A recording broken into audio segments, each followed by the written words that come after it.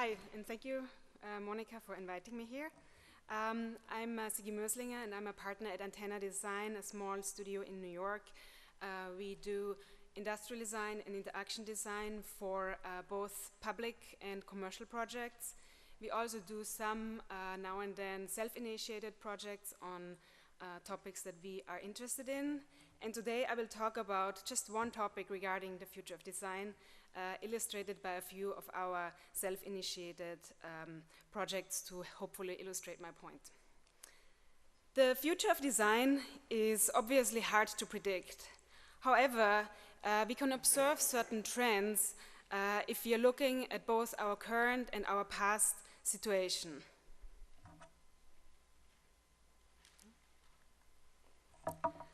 67% of adult Americans are overweight or obese, and 34% are obese, and 70% of healthcare spending goes towards diseases that are preventable through different lifestyle choices. Also in 1960, the weight of the average adult American was 154 pounds, and in 2002 it was 177 pounds. So what does this have to do with design, you may wonder? Well, I believe one important future of design is that we need to use the power of design to change people's behavior. We need to change people's behavior through design for a healthier society. And when I say healthier society, I don't just mean the physical health, but also mental health, or, for example, financial health. We just need to look at the irresponsible spending of the past decade and the resulting rather alarming personal household debt in this country.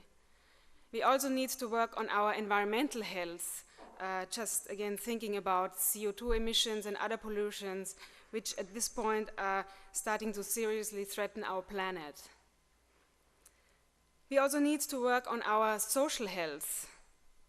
We need to work on a more egalitarian society, and we need to move away from this culture of it's all about me to something that is more interested in the greater good and more inclusive.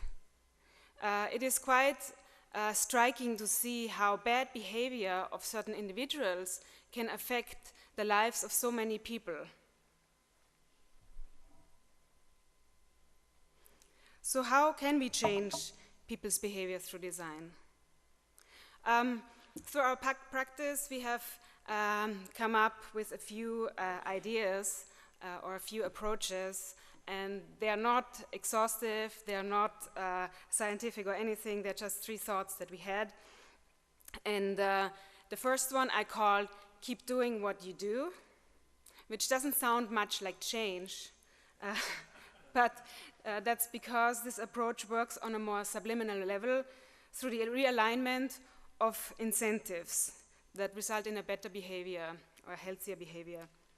The second one I call try something new, and that promotes a change of behavior through intervention. And the third one I call what's worth doing, and it attempts to promote a change through making the consequences of current behaviors more tangible.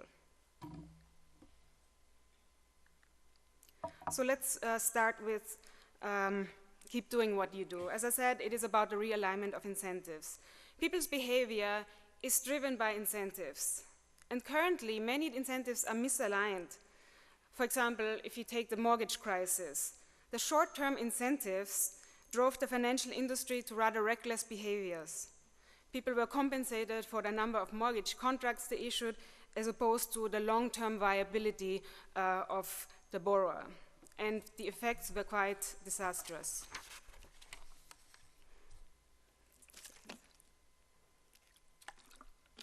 In an ideal world, people would thoroughly inform themselves about a topic, they would read up on things, and then they would make rational decisions. But as we know, we do not live in an ideal world. It does not exist. And so we also cannot really count on people making such rational decisions.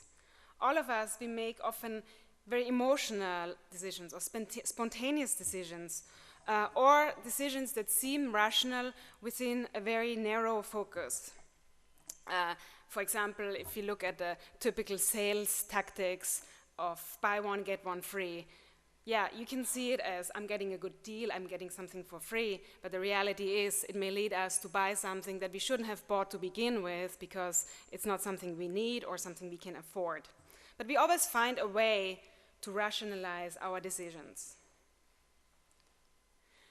So instead, what we can do through this approach is that we plug into people's existing behaviors and turn these behaviors into something that's actually better through design and careful incentives. So I'd like to talk about one of our self-initiated projects called Lotto Burger, which takes this approach. It's a healthy fast food concept called Lotto Burger, which essentially combines fast food and the lottery, based on the notion that both fast food and the lottery promote irrational and compulsive behaviors, particularly amongst economically disadvantaged people. It combines design with incentives to change people's behavior. The Lotto Burger menu items appear to be regular fast food, but in fact they are designed to provide customers who would typically not go to a health food restaurant either because they're not aware of nutritional issues or because they don't like it, or most importantly, because they cannot afford it. It's very hard to compete with the prices of fast food. So it allows those people, or provides those people, with a healthy and well-balanced meal. The customers can choose amongst 4 menu categories: drink, main course, side dish, and dessert. And each of them is color-coded, and as you can see, each has a number, and together a combo meal forms a lottery ticket, or lottery number. And our assumption here is that the price of such a combo meal would be maybe slightly more than typical fast food, but less than the total cost of regular fast food combined with a lottery ticket. And so, most importantly, the inclusion of this lottery component the lottery proceeds will actually help subsidize the higher cost of the better quality food.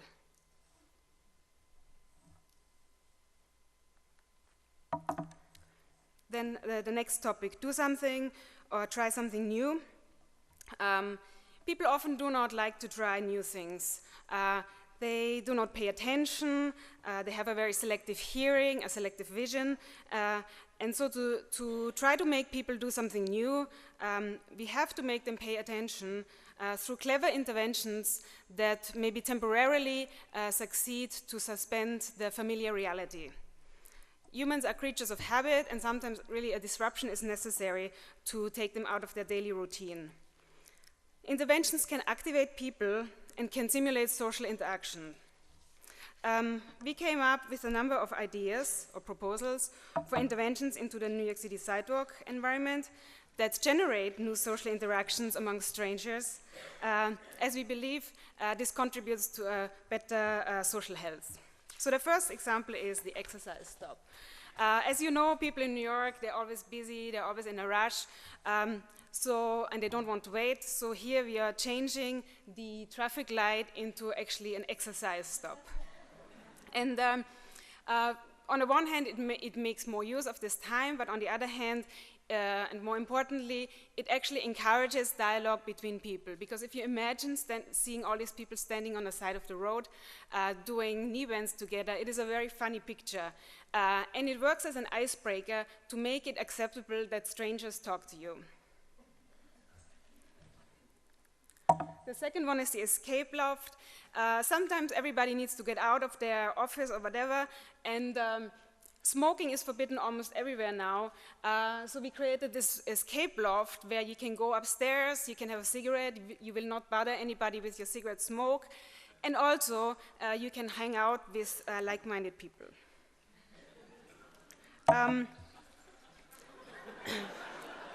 This one is the hugging tree.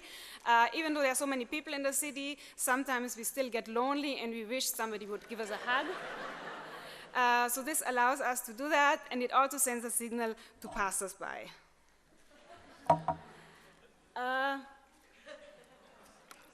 And this is the gum sculpture. As you can see, all these dirty spots dark spots on the floor, this is all chewing gum.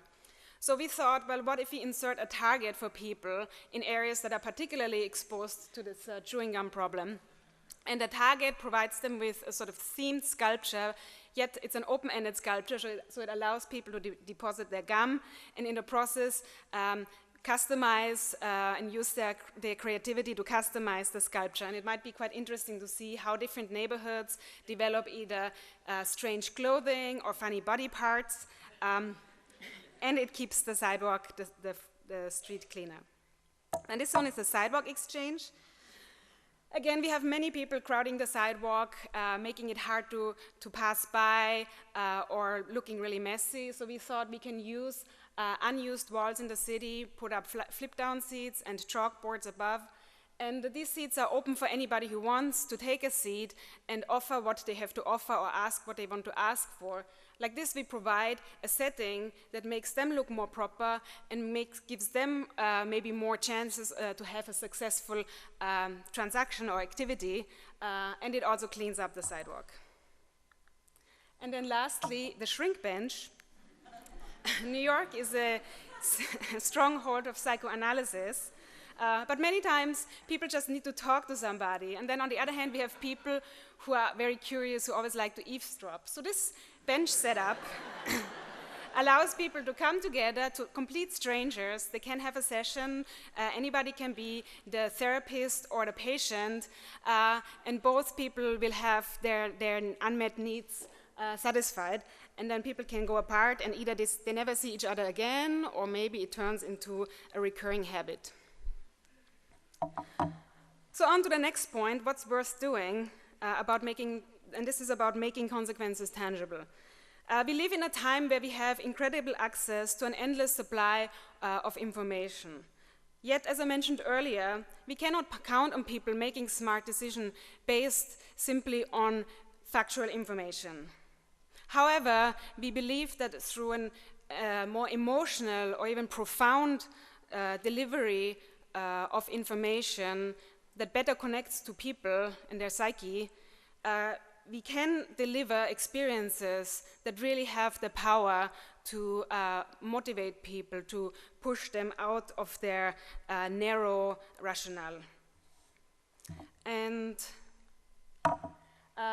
this is another project, again, self-initiated project, which is called Power Plant. And here we try to make the energy production more tangible. This is a concept for a personal windowsill power plant. The whole process of energy production in this project is made into a therapeutic and educational effort. The power plant combines genetic engineering and fuel cell technology into a windowsill power station. In a small terrarium, the user nurtures a tree that has been genetically engineered for rapid growth, compact size, and high leaf density. Once the tree is sufficiently grown, it's a modular system, so once it's sufficiently grown, the user has to cut the tree, use the chopping module, and cuts the tree into small pieces. Then water will be added, and the processing module is put on, and the whole mixture has to stand for at least a month, during which the mixture is going to decay. And then finally, the actual microfuel cell power plant module is put on, and it produces energy directly from the methane gas given off during the decaying period.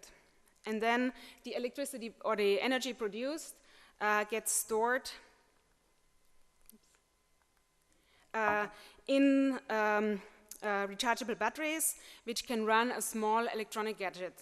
And then the whole process starts over.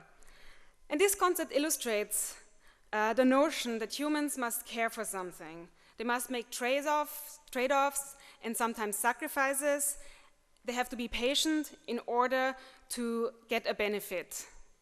So this is a counter to the notion of instant gratification, which is prevailing in our current consumer society.